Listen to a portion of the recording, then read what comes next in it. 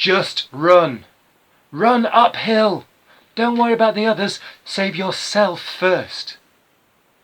That's what a sign says halfway up a hill in the Japanese town of Kamaishi. Why put a sign like that up, and why put it there? Well, to explain that, you need to hear my true story about the miracle of Kamaishi. But before I tell you that story, I've got a question for you. Who makes the best decisions? Is it grown-ups or is it children? Put your hand up if you think it's children. 1, 2, 3, 4, oh, yeah, quite a lot of you said children. Well, actually, you're not alone in thinking that, because there's a professor in Japan called Professor Katada who agrees with you, particularly when it comes to earthquakes and tsunamis. See, Professor Katada was an expert in earthquakes, and especially tsunamis. What's a tsunami? Well, it's like a great big wave. It's caused when an earthquake happens under the sea, and it churns all the waters up and creates a wall of water that can be 20, 30 metres high. That's the height of several houses, one on top of the other. It can be pretty scary and pretty dangerous. In fact, tsunamis often kill more people than the earthquakes which started them. As I say, Professor Katada had studied earthquakes and tsunamis a lot, and he knew a lot about them. And he knew a lot about how people survived and why people died. And he thought that actually a lot of children died because they listened to grown-ups. You see, grown-ups tend to think about what's happened in the past and what their grown-ups told them when they were growing up. And it might not be important for the particular situation they find themselves in.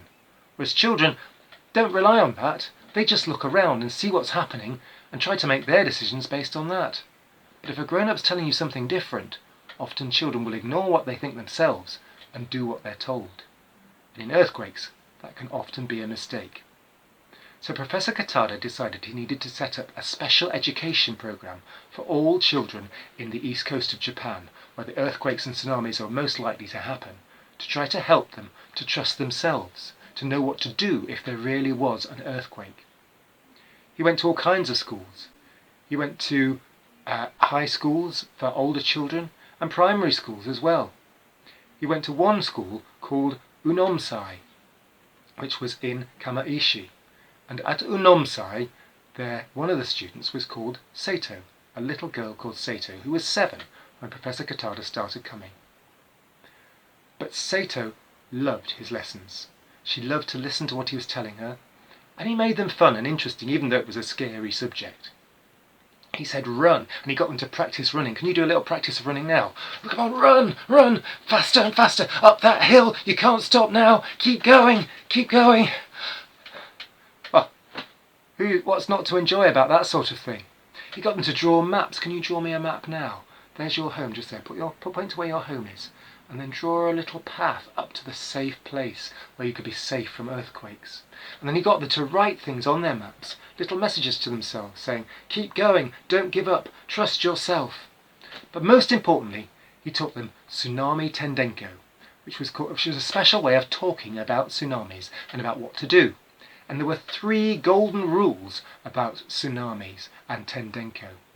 Number 1 golden rule was, use your best judgment. Don't think about what people have told you in the past. Think about what's happening now. Judge the situation and decide what's best to do. Number 2, do your best. Think about everything you've learnt about what to do if there's an earthquake and use it, but use it sensibly. Use your brain as well as your memory. And number 3, take the initiative. Don't wait to be told what to do. Don't hang around. Do what you think is right straight away. Those were the 3 golden rules of tendenko. And those rules were the rules that Sato followed when she found herself in the very situation Professor Katada had worried about for all those years. Because on March the 11th, 2011, at just after 2:45 in the afternoon, as the school day was beginning to end, an earthquake struck. One girl was outside. She'd just left school, and she was phoning her parents to get a lift. And suddenly she felt the phone booth and the land and everywhere shaking and shaking. Can you do some shaking like this? There we go. Oh, goodness me. It must have been absolutely terrifying. Her friend had to hang on to a gate to keep herself from falling over. They looked across the school playing field, and a great big crack had opened up inside the school field. Out of it, water was gushing out. They were terrified. But the students of the senior school where this girl was were not afraid too much to know what to do, because they remembered the words of Professor Katada.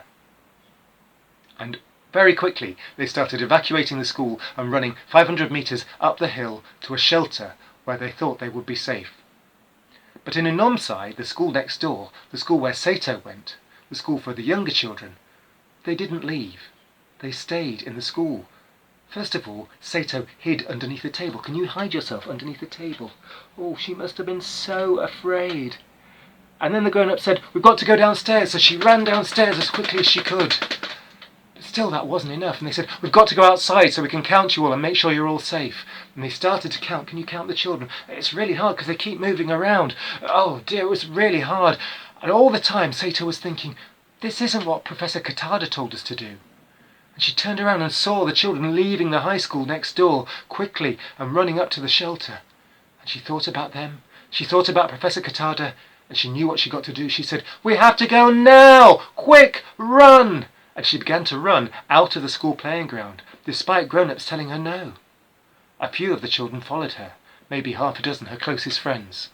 Then 20 followed after them. Then 50, then more, then all the children, then all the teachers too. All started to follow, all remembering now that Professor Katada had told them to do just this, to go if they thought it was the right thing to go.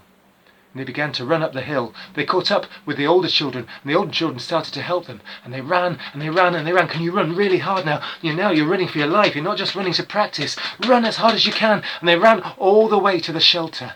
Oh, they got into the shelter about 3:05. But, they still didn't feel safe. This didn't feel right. Rocks were raining down onto the shelter. And the shelter was on the edge of a cliff. They felt like the cliff was going to collapse at any moment.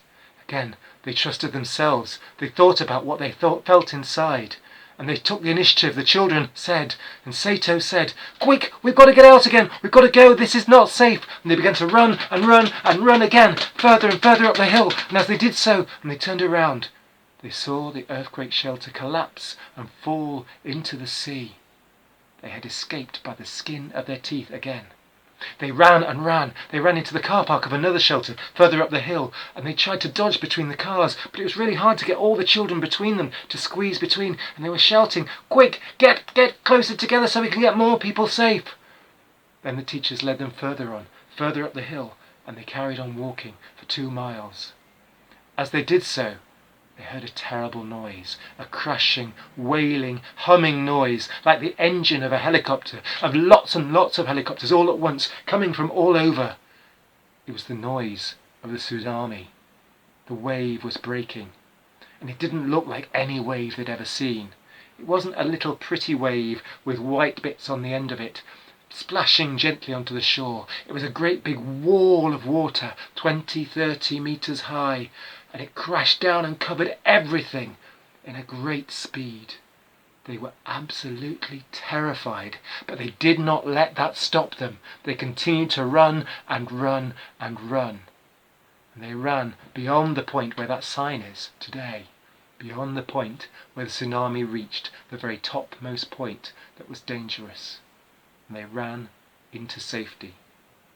Because Sato had remembered what Professor Tendenko had said, because Sato had done her best, because she had thought for herself, and because she'd taken the initiative, the children had been safe.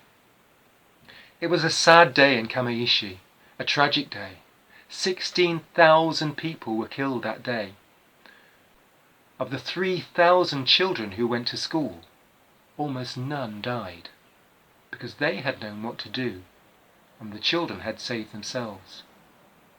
Afterwards they called it the miracle of Kamaishi. But the people who'd been there, the people who knew, said it was no miracle. It was done because they'd used their brains, they'd used their initiative, and they'd thought in a way that would save themselves. Now, I've got a challenge for you. I would like you to have a think now. Not about how you'd escape from an earthquake, because there aren't earthquakes in Britain, if you're watching this in Britain.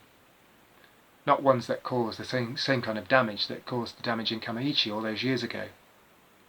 But if there was an earthquake, and you just got a couple of minutes to save a few things, what would you save? Can you think of 5 objects that you might grab? You've got to be able to carry them all and run at the same time. What would you want to have with you? Think about what would make you feel safe and happy, but think too about what would help you to be safe. Some of the things might be practical things that you might need. Then when you've made that list of 5, think again. You're having to run even faster now. You're having to run so fast you can't carry all 5. You have to drop 4 and keep 1. Which one would it be? I'll be very interested to find out what you say. For now, thanks for listening to my story, and I hope to see you again soon. Bye bye.